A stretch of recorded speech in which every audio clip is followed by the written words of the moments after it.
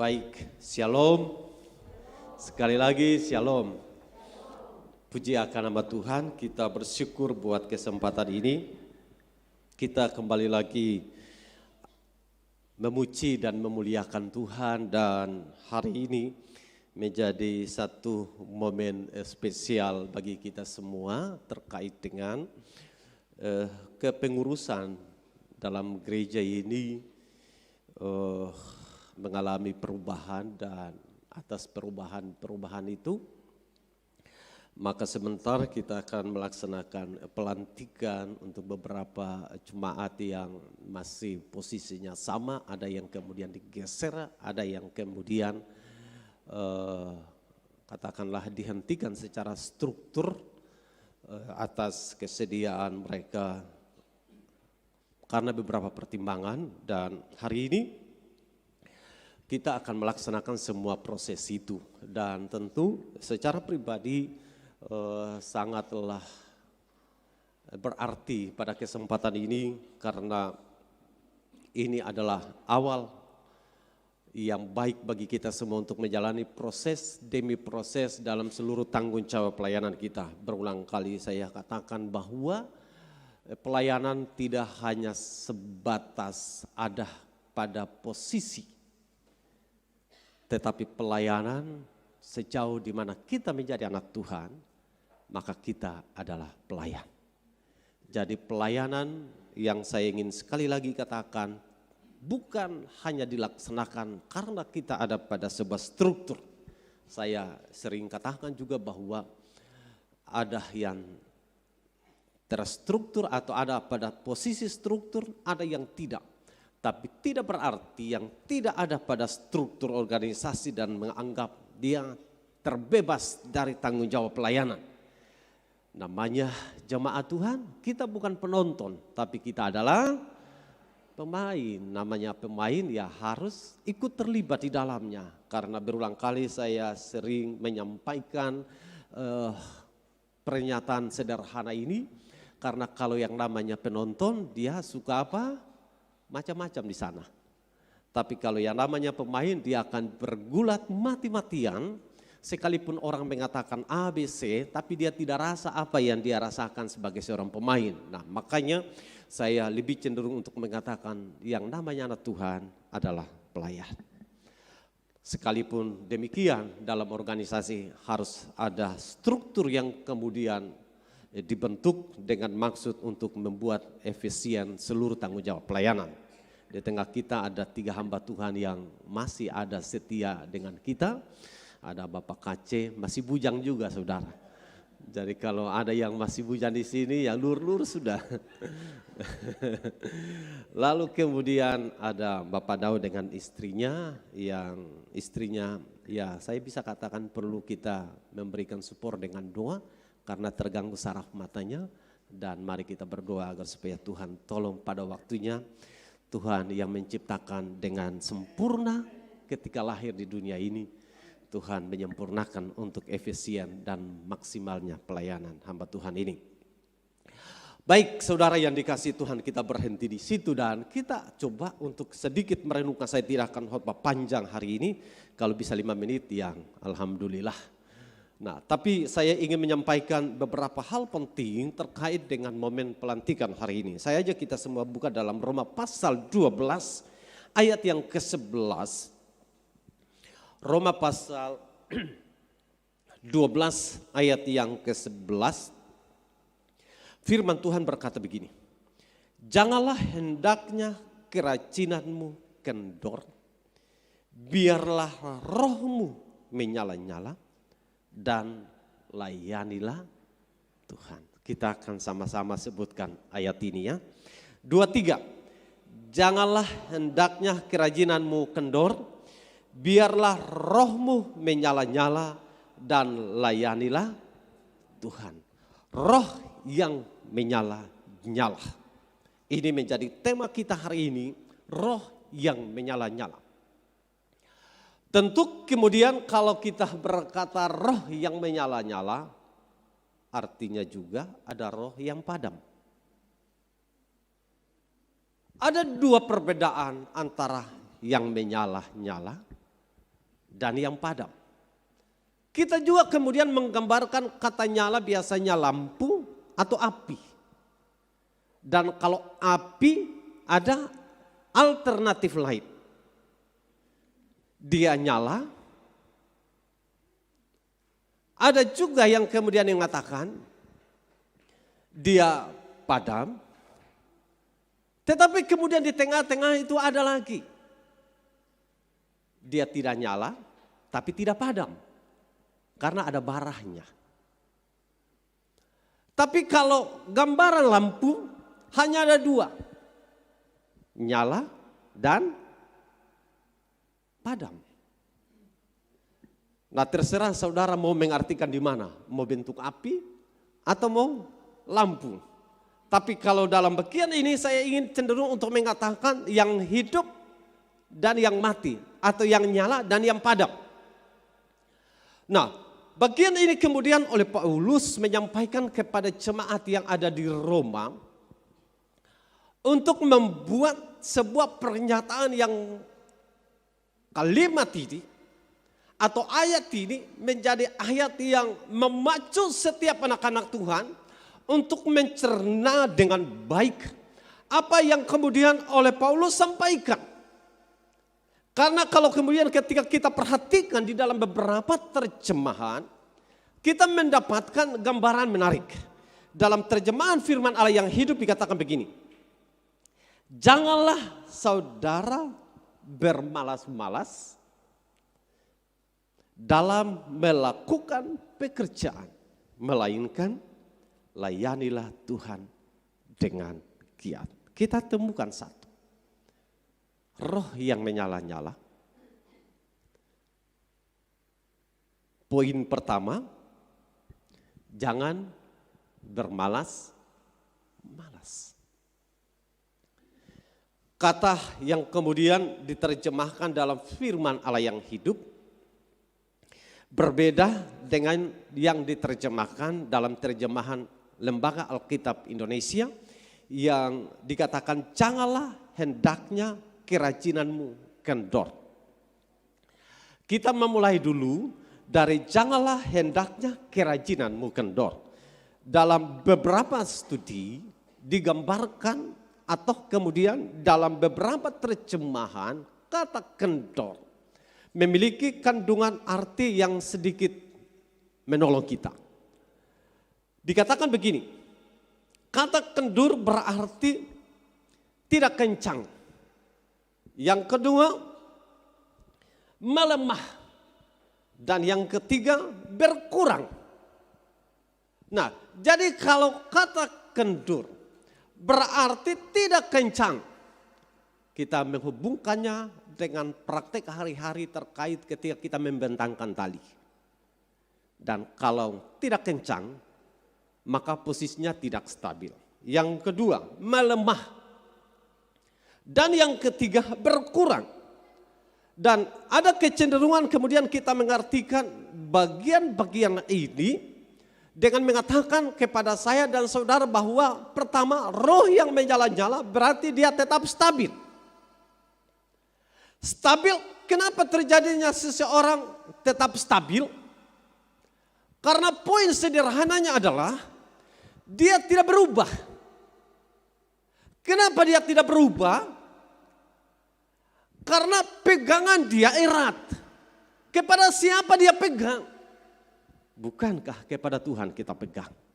Kalau saudara pegang manusia atau harapanmu kepada manusia, andalkan manusia, percayakan semua kepada manusia, maka tentu akan berubah. Kenapa berubah? Berubah terjadi karena seiring perubahan manusia, seiring perubahan zaman. Untuk membuat kita tidak berubah, Paulus katakan kepada jemaat yang ada di Roma, janganlah hendaknya kerajinan kendor. Jadi poin yang kemudian saya sampaikan, roh yang menyala-nyala, pertama dia tetap stabil atau dia tidak berubah. Poin lain yang kemudian apa yang membuat dia tidak boleh berubah? Dari apa? Dari sisi apa? Sederhana oleh Paulus katakan, semangat kita jangan berubah. Kadang perubahan yang terjadi dari sisi semangat kita, oleh karena terlalu ada banyak godaannya. Apa saja godaannya? Kadangkala godaan itu datang dari orang-orang yang ada di seputar saya dan saudara, membuat semangat kita menjadi berubah. Apa yang membuat semangat kita berubah? Situasi di lingkungan kiri dan saya saudara. Apalagi yang bisa berubah? Dari diri kita sendiri. Apalagi yang berubah? Oleh karena faktor dunia kita yang kemudian ikut berubah. Tentu kita akan mengatakan Tuhan kita tidak pernah berubah. Amin. Nah, kalau kemudian Tuhan kita tidak pernah berubah dan terjadinya perubahan oleh karena dari diri kita, oleh karena di orang-orang yang ada di seputar kita, oleh karena ada di lingkungan kita, dan bahkan oleh karena dunia ikut berubah dan kita berubah, maka Paulus katakan, janganlah hendaknya kerajinanmu kendor. Faktor-faktor yang berubah ini terlalu banyak. Tetapi penekanan penting yang kemudian ingin saya sampaikan buat kita semua. Karena arahan dan konsep Alkitab yang mengatakan janganlah hendaknya kerajinanmu kendor. Dalam terjemahan firman Allah yang hidup dikatakan bahwa janganlah bermalas-malas. Maka identik dari kata kendor. Yang kemudian tadi saya katakan berubah. Tapi yang kedua, bisa memungkinkan kita menjadi orang yang malas. Dan Alkitab menjelaskan orang yang malas, jangan beri mereka makan. Orang yang malas, jangan beri makan. Katakan kiri kanan, Ali kan orang paling rajin toh.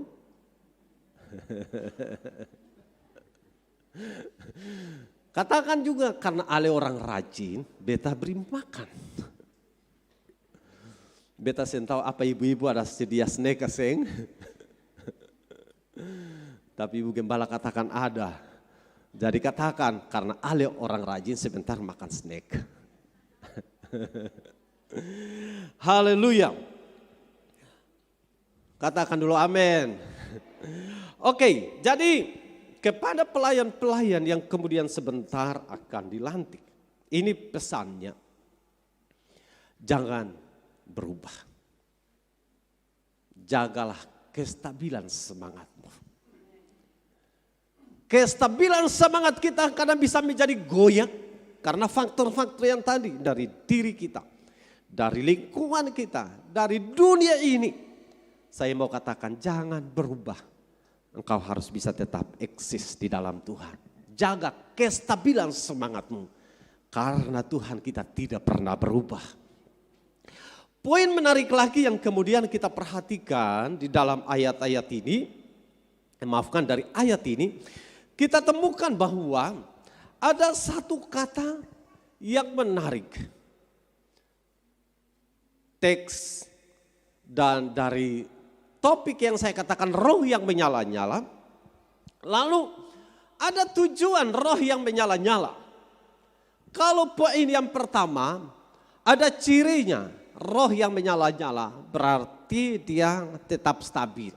Atau dia tidak mudah berubah. Atau katakanlah dia tidak malas.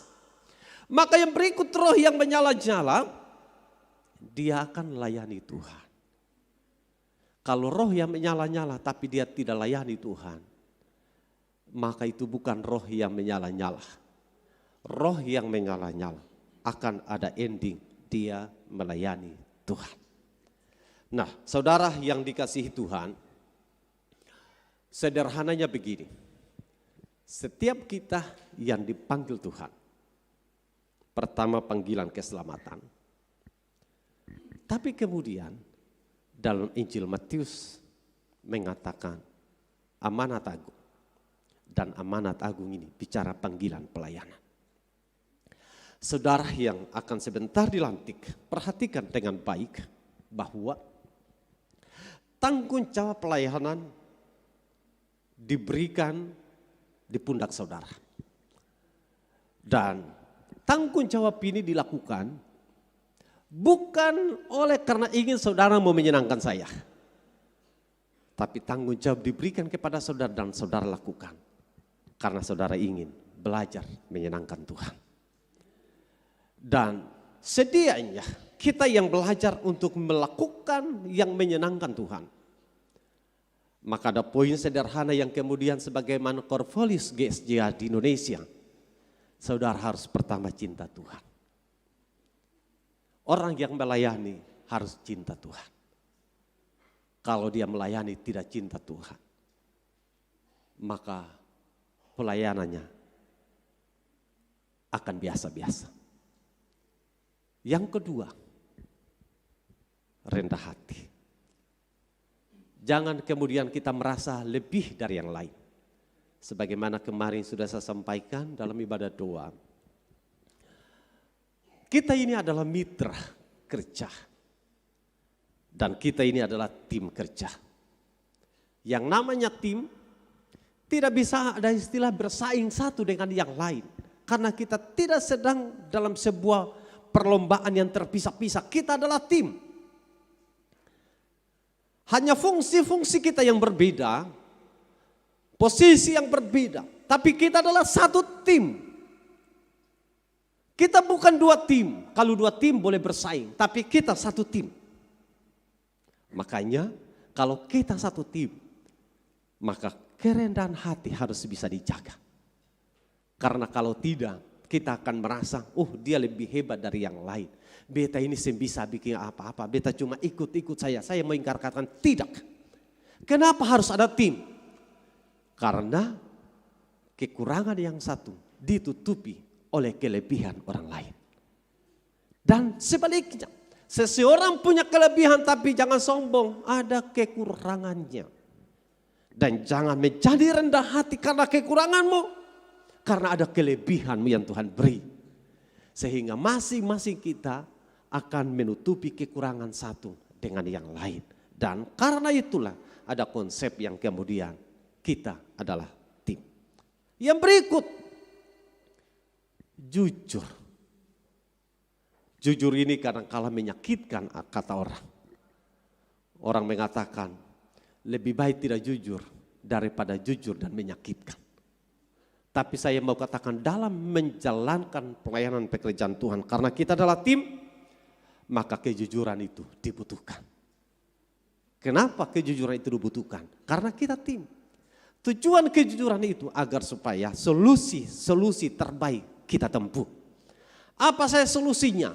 Kalau engkau merasa tidak bisa melakukan sesuatu dan engkau tidak jujur atas ketidakmampuanmu, maka orang akan menganggap bahwa engkau bisa padahal tidak bisa. Tapi kalau engkau jujur mengakuinya, maka ketidakmampuanmu akan orang lain tolong untuk menutupinya. Karena itulah maka saya angkat saudara untuk menutupi yang tidak bisa saya lakukan semua. Amin. Karena itulah saya bisa main sedikit-sedikit main musik. Tapi tidak akan menjadi maksimal kalau semua harus saya lakukan. Karena itu ada saudara yang menopang saya untuk menutupi apa yang tidak bisa semua saya lakukan. Jadi kejujuran akhirnya menghasilkan keterbukaan. Kalau saudara jujur satu dengan yang lain kepada tim yang satu dengan tim yang lain, maka akan menghasilkan yang namanya keterbukaan. Karena kejujuran itu sama dengan keterbukaan. Jadi ada cinta Tuhan, ada yang namanya rendah hati, ada yang namanya jujur, dan ada yang namanya rajin. Dan poin yang kemudian oleh Paulus katakan, janganlah hendaknya kerajinanmu kendor. Poin yang terakhir ini kemudian oleh Corvolius GSJA cinta Tuhan, rendah hati, jujur dan rajin. Saya mau katakan kepada kita semua yang namanya rajin itu wajib hukumnya bagi kita anak-anak Tuhan. Wajib hukumnya bagi kita selaku orang percaya dan wajib hukumnya bagi kita selaku pelayan. Kalau saya mau katakan pelayan, rajinnya harus lebih tinggi dari yang tidak ada di struktur. Jangan sampai yang ada di struktur rajinnya lebih turun daripada yang tidak ada di struktur. Akhirnya orang bisa mengatakan, ya dia pelayan tapi dia malas. Nah, jadi kita dituntut lebih. Dengan demikian kita juga akan mengatakan bahwa wajib hukumnya kata rajin. Dan setiap kita yang namanya pelayan, kita harus menjadi rajin. Dan identik kata rajin, apa yang oleh organisasi sampaikan, apa yang Alkitab sampaikan, sama dengan kita. Untuk kemudian kita dituntut tidak punya alasan. Tidak punya alasan untuk mengatakan tidak menjadi rajin dan bermalas-malasan sebagaimana terjemahan firman Allah yang hidup. Wajib hukumnya kata rajin ditempatkan dalam diri kita semua. Dan itu tanpa terkecuali setiap kita yang namanya anak Tuhan wajib hukumnya kata rajin. Mengakhiri bagian ini saya mau mengatakan semua yang kita perlukan, semua yang kita lakukan. Hanya endingnya bagaimana kita memaksimalkan hidup ini untuk bisa melayani Tuhan. Apa yang kita kerjakan hari ini, saya selalu mengatakan ibarat kita menginvestasikan seluruh waktu, tenaga, pikiran. Dan apapun yang kita punya di dunia ini kepada sorga. Dan catatan sorga tidak kita lihat hari ini. Tapi Alkitab menyampaikan sekali waktu apa yang belum kita rasa. Apa yang belum kita lihat, itu yang Tuhan sediakan buat kita semua. Jadi artinya, lakukanlah semua yang bisa engkau lakukan tanpa orang lain lihat. Karena kita sedang bertanggung jawab, bukan kepada manusia, kepada Tuhan. Yang kedua, jangan pernah menunda waktumu untuk melakukan apa yang engkau bisa lakukan dalam pelayanan yang dipercayakan. Kenapa? Karena waktu akan terus berjalan. Dan tidak akan kita kembali ke hari esok. Kita akan terus berjalan. Waktu terus berjalan. Masa waktu terus berjalan. Dan karena itu tidak ada waktu terbaik selain yang kita kerjakan. Mari kita kerjakan. Kiranya Tuhan akan tolong kita semua lewat kebenaran singkat hari ini yang mendorong saudara khusus untuk pelayan dan jemaat Tuhan agar bergiat senantiasa untuk melakukan yang terbaik bagi Tuhan dalam organisasi kita, teristimewa bagi pelayanan yang ada di tempat ini. Saya percaya dan saya merindukan agar supaya semua kita menjadi pribadi-pribadi yang maksimal. Pribadi-pribadi yang betul-betul dapat mengerjakannya dengan baik semua tanggung jawab kita. Karena saya tahu apa yang kita kerjakan hari ini, kadang mungkin kita lupakannya. Kadang-kala kita menganggap biasa. Tapi sekali lagi Tuhan membuat catatan-catatan khusus bagi kita semua yang dengan setia mengerjakan tanggung jawab dengan baik. Tuhan Yesus memberkati kita semua.